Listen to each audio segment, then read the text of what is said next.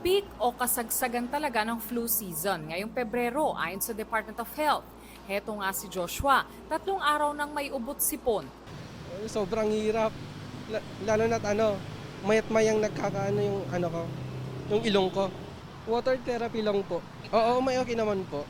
Pero si Valentino, 2 linggo na raw may ubot sipon at hindi pa raw nagpapadoktor. Nag-home remedy lang muna siya. Nag-ano ko ng warm water sa umaga. Tapos iniinit ko muna yung kalamansi, pinipiga sa kutsara. Tapos lalagyan ko konting asin, iinumin ko na yon.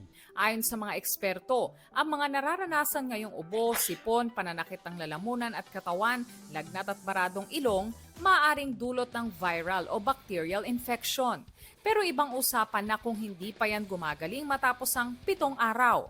Kung viral infection lang, kayang-kaya na ho nila, no, na sa sarili nila, pwede ho siguro mga 7 araw. Pero pag umabot na rin ho ng 7 araw, tapos talagang medyo malakas pa yung ubo, no, at saka yung sipon, then magpatingin na rin ho kayo. Kasi talagang hindi ho dapat nagtatagal ang mga ubo-ubo ho na yan, no. Ang mga may comorbidities anya tulad ng hika, sakit sa puso at COPD o chronic obstructive pulmonary disease, dapat magpakonsulta agad kung 5 araw nang may respiratory illness.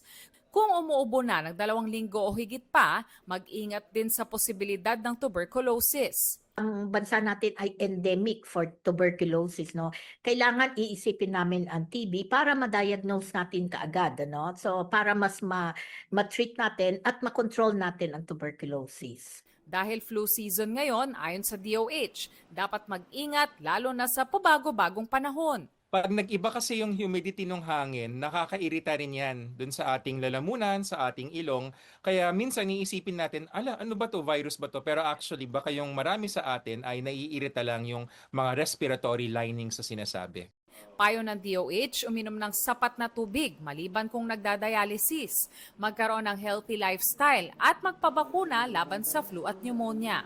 Prutas at gulay, mas marami. Andun po yung mga vitamins and minerals na siyang pagpapalakas sa ating immune system. Ehersisyo, ganoon rin po para hindi tayo madaling mapagod. At yung disiplina, wag na ho mag-vape, wag na ho mag-sigarilyo.